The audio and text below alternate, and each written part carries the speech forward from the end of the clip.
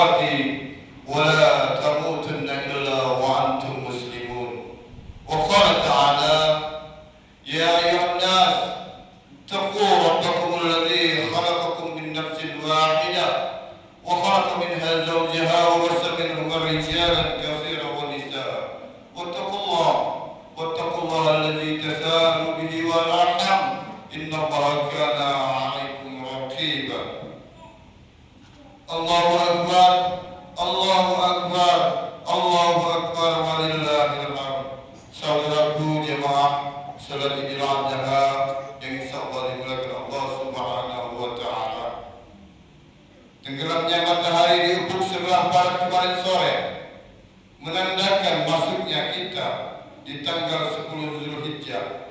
Maka bangkitlah dan berdirilah umat Islam mengumandangkan kalimat takbir tahmid, mengalun dan mengangkasa, mulai dari pelosok desa hingga ke kota, dari dasar lembah hingga ke pegunungan, dari pesisir pantai hingga ke tengah pedalaman.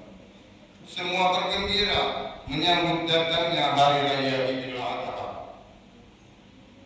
Kemarin pula hadirin, tanggal 9 Zulhijjah, puncak dari pelaksanaan ibadah haji, umat Islam berkumpul di Arafah, melaksanakan puncak haji yakni wukuf di Arafah. Semua mengenakan pakaian ihram, pakaian putih bersih. Tak tampak waktu itu mana si kaya dan mana si miskin, mana pejabat, mana rakyat jelata, mana si alim, mana dan si awam. Semua sama, tak ada bedanya di hadapan Allah Subhanahu wa taala. Saudaraku, dan ini juga menjadi gambaran miniatur akhirat kelak, di mana kita dikumpulkan di hadapan Allah Subhanahu wa taala dan hanya amal ibadah kita yang menjadi sahabat sejati di kala itu. Mari kita doakan semoga jemaah haji kita dari Indonesia semoga diberikan kesehatan, kekuatan, mendapatkan haji yang mabrur, diberikan keselamatan, kesehatan sehingga bisa kembali pulang ke tanah air. Dan semoga pula kita yang belum berhaji Allah berikan kemudahan, kelapangan rezeki sehingga kita segera dapat berangkat ke tanah suci untuk menyempurnakan rukun Islam yang kelima. Amin. Allahumma amin. Allahu akbar Allahu akbar Allahu akbar walillahil hamd. Saudaraku, di setiap pagi hari raya senantiasa hati kita selalu teringat akan kedua orang tua kita. Begitu pula di pagi hari ini terbayang di lubuk mata seseorang yang tak dapat kita balas budi baiknya. Kita tumpang 9 bulan 10 hari, bukan kamarnya dan juga bukan rumahnya, tapi itu perut dan rahimnya, badannya meregang nyawa di saat mengeluarkan kita ke atas dunia ini. Pagi ini mulai malam tadi terbayang-bayang wajah kita di lubuk matanya. Sebagian saudara kita pulang dari sholat hari raya ini masih dapat mencium dan tangannya dan memeluk tubuhnya yang rapuh. Tapi ada sebagian dari kita jangankan mencium tangannya, jangankan memeluk badannya, karena mereka telah kembali ke hadirat Allah Subhanahu wa taala. Apa yang dapat kita katakan? Apa yang dapat kita sampaikan? Kalau masih sanggup mengirim bacaan Al-Fatihah, kirimlah. Kalau masih mampu melanjutkan doa, bacalah untuk orang tua kita.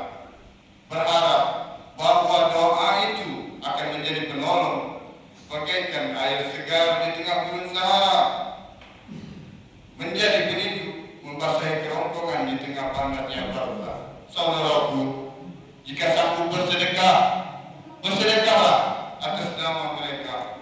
Perkara hari ini orang yang memperdebatkan sampai tak sampai pahalanya, yang penting kita sudah berbuat terbaik untuk kedua orang tua kita. Yang hari ini berkorban untuk orang tuanya, maka pahalanya sampai dia mendapatkan orang tuanya juga mendapatkan pahala korban tersebut. Begitu menurut pendapat Imam Basrah kembali dan hadapi. Hari ini kita berkumpul, hari ini kita berzikir, hari ini kita bertakbir mengagungkan asma Allah. Allahu Akbar, Allahu Akbar, Allahu Akbar, walillahil hamd. Hanya takbir yang dapat mengusir risau hati. Hanya takbir itu saja yang dapat menghilangkan kesedihan. Hanya takbir itu saja yang dapat menguatkan jiwa kita. Hari ini kita masih diberikan kiriman doa kepada orang tua kita, masih bisa mengirim doa kepada kedua orang tua kita. Hari ini kita masih mengenal ayah ibu kita. Apakah 20 tahun yang akan datang saat kita sudah mati di bawah cacing tanah, masuk ke liang lahat, apakah anak-anak kita juga masih mampu mengangkat tangan lalu berdoa, Allahumma firli warhamni, Allahumma firli waliwalidayya. Ya Allah, ya Tuhanku, ampunilah aku dan kedua orang tuaku. Warhamhuma kama rabbayani shaghira. Sayangilah mereka seperti mereka menyayangiku. Apakah anak-anak kita akan datang ke pengurus masjid berkata, ini kurbanku, ini kurban saya, ini kurban istriku, ini kurban anak-anakku, dan ini kurban untuk almarhum ayah dan ibuku. Kita dapat menjawab, kita tidak dapat menjawabnya begitu mudah. Dan begitu mudah juga menggerakkan anak kita. Dia mungkin menjadi orang yang kaya, dia mungkin akan menjadi pejabat yang punya kuasa. Cita-cita orang tua sudah terlaksana. Tapi apakah dia akan mengenal kita?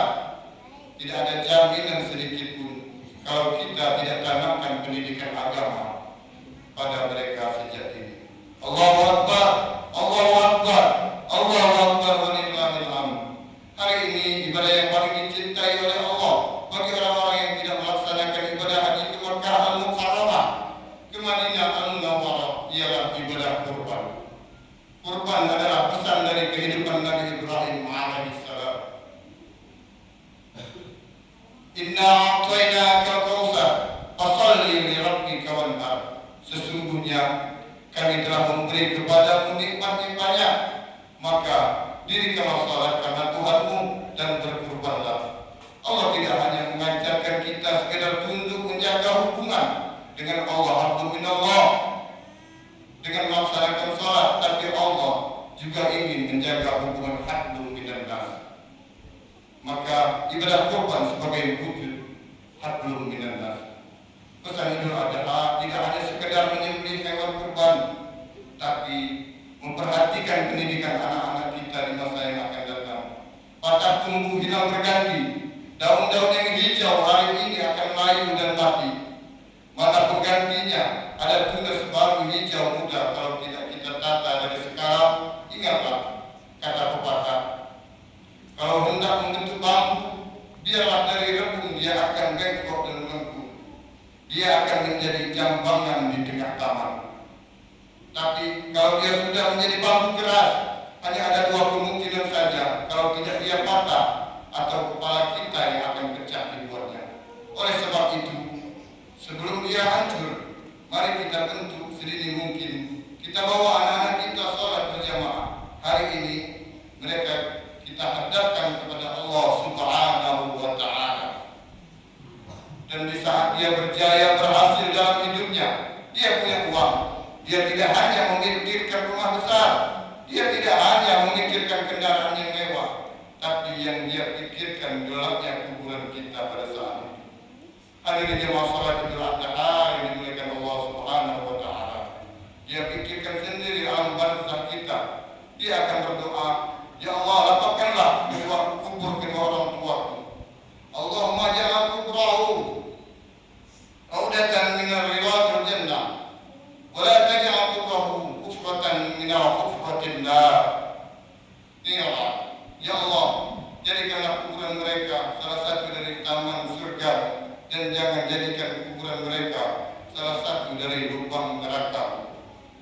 Dapatkah kita mencetak generasi seperti itu di masa yang akan datang? Jawabannya ada pada apa yang kita tanamkan pada hari ini. Padi ditanam belum tentu menjadi rumput, apalagi rumput betul yang kita tanam tak akan menjadi padi. Oleh sebab itu, berikanlah pendidikan sedini mungkin sehingga akan tercipta generasi yang bagus akhlaknya dan perangainya.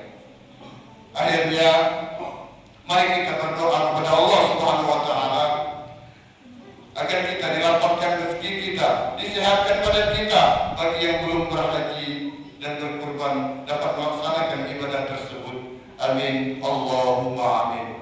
Barakallahu wa lakum fil Qur'anil azim wa nafa'ani wa iyyakum bima fihi min al-ayati wa dzikril hakim wa taqabbal minni wa minkum tilawatahu innahu